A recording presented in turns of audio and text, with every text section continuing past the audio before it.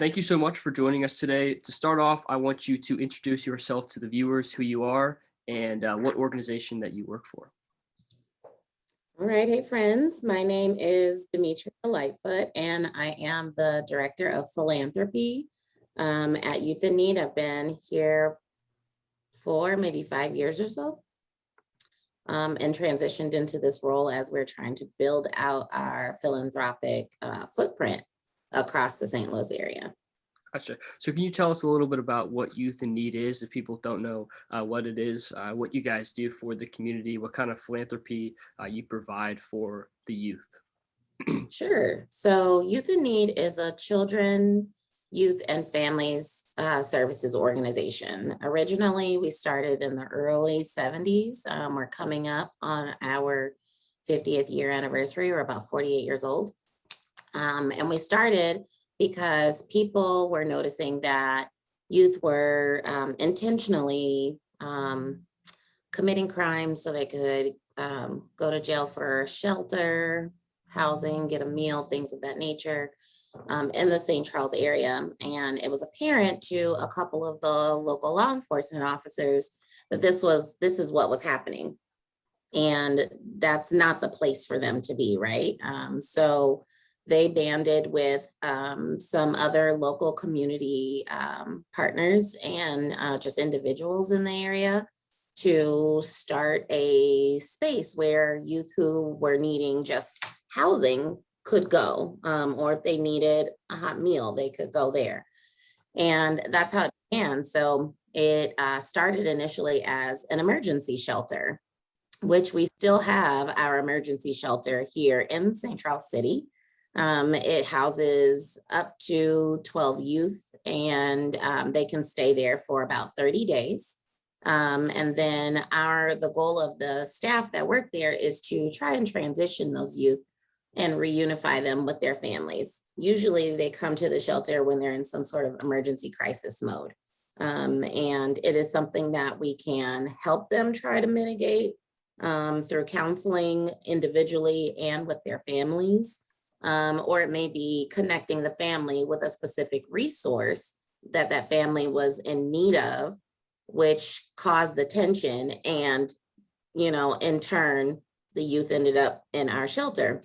So whatever that may be, some sort of utility assistance or housing assistance, whatever the case may be. So we try and not just take care of the youth itself, but we try and help the family dynamic as well. Gotcha.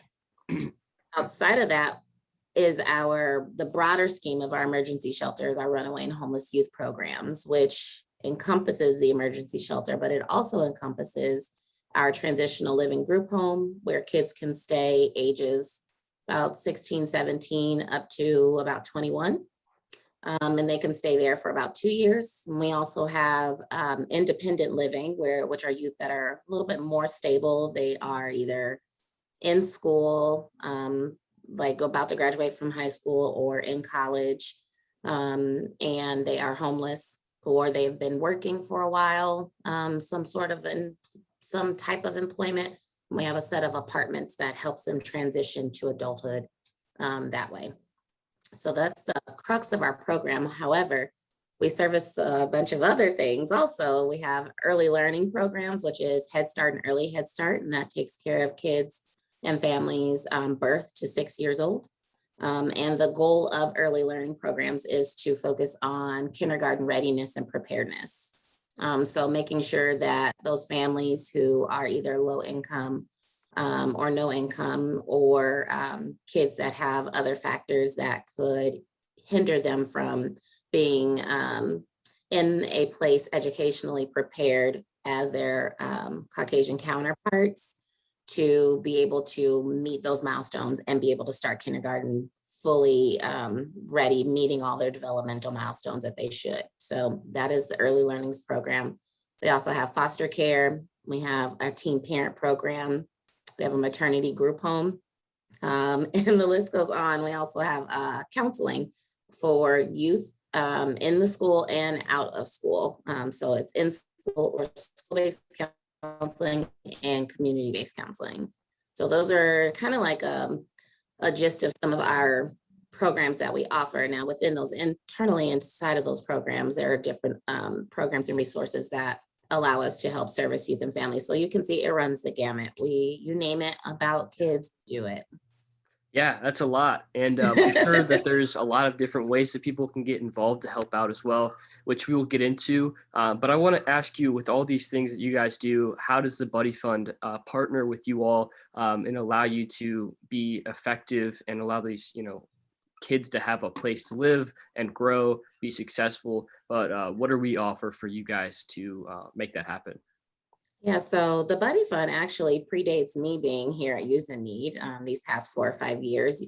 We had been receiving services from you all prior to me even getting here. So um, I'd like to say what you guys offer is something special, right? So people normally will donate in-kind items. In-kind items is just stuff, right?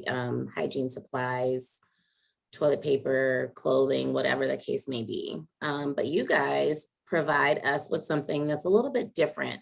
It kind of helps our kids meet what I like to say standard or regular life would look like. So if you are a parent or if you remember to your childhood, you may or may not have participated in some sort of organized activity, right? Playing t-ball or playing tennis or baseball, football, dance class, things of that nature, right? If you, when you're growing up. And these are sometimes activities that the families that we service and the youth that we service are interested in, but those things come with a cost, right? So it's either a cost to join the league, or if they're able to join the league for free, then you need all of this equipment and material that goes along with it. So the Buddy Fund allows us to be able to purchase things for those kids so that way they can participate in those extracurricular activities that they wouldn't normally have the ability to do so. So it helps us to buy equipment for sports mostly, and then we have started buying some things for like dance and things like that if we have those items, but mostly it's like baseball equipment, football equipment, tennis equipment. And then we not only get that for the younger kids, but we also get stuff for the older kids. So that way, when they are in our care at the shelter, at the group home, at the independent living supported apartments, or even within their foster care homes, we provide them with equipment so that way they can go outside and play basketball or play catch or, play a game of pickup with one another. Things that we normally do as kids growing up, but we take for granted being able to just easily go outside and play with our friends because there's a basketball in the driveway. Yeah. Do that when you don't have a basketball in the driveway or you don't have stable shelter to even have a basketball hoop at your home, right? So these are just things that we expose our youth to, and the Buddy Fund helps us to be able to give them that exposure. Gotcha. Thank you. That's really nice. I want to ask you a little bit about how people can help volunteer, similar to what the Buddy Fund does. Obviously, money is a big thing, but what ways can people get involved with their time in helping out you in some sort of way, and how can they reach you as well? Yeah, so right now is a very specific time period, right? Because we're still in the middle of a pandemic. Yeah. Typically what someone would do would be to arrange an opportunity to come in and do something for the kids, right? Sometimes there are people who come in to just come and play basketball with the kids, or they come in and cook dinner for the kids. But unfortunately, with the pandemic and the type of pandemic that we're in, the need to limit your circle is greater than it is to expose yourself to other people. So we have temporarily halted internal volunteer opportunities, but we still greatly rely upon the community to be able to help provide resources still to provide to those kids. So if somebody has time to drop off a meal at the shelter, they will accept that. If somebody has time to donate items for the kids at the shelter, bedding, or just even snacks, like really good snacks.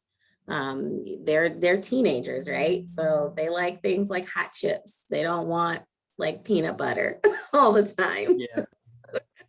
Yeah. They want those types of things that we as parents, if you are a parent, kind of shy away, like, let's not get so much of that. Let's get some of these other things also.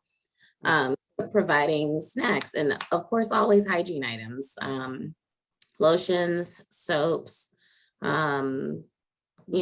just whatever, towels, everything that you can think of that you need in your own daily life, or things that we probably take for granted are missing, toothbrushes, things of that nature. So if somebody has a need to donate those items, they can. I'd be glad to sit down and talk with someone briefly over the phone or through a virtual conversation, and just kind of see what their philanthropic intentions are, and we can make something work for the organization. They can reach me at the number to the organization is 636-946-5600. And just ask for Demetria. They'll transfer you right over to me. Yeah, and I'll link that below, just so everyone has it, and I put your website up there as well. I want to end. Thank you for that information. I want to end by asking you kind of a two-parter question. One, what does this organization mean to you? Why do you do this, and why do you, what impact does it make in your life? And also, in general, what does this organization mean for our community, and how do you intend on it, impacting the community 5-10 years down the road? Yeah, so I stumbled across being in this position. I had been working in corporate life for a very long time, and was unemployed for a minute, and came across a temporary job at a nonprofit, and then realized that I like to talk a lot, so it's probably perfect that I'm doing this podcast, right? But I realized that I could use my voice to impact change for somebody else who did not have a voice for themselves. So that's how I came across being in the nonprofit world, and just working here locally in the St. Louis metropolitan area. Learned of youth in need, and when I saw that they had a position available, I was all over it. I have a teenage child myself.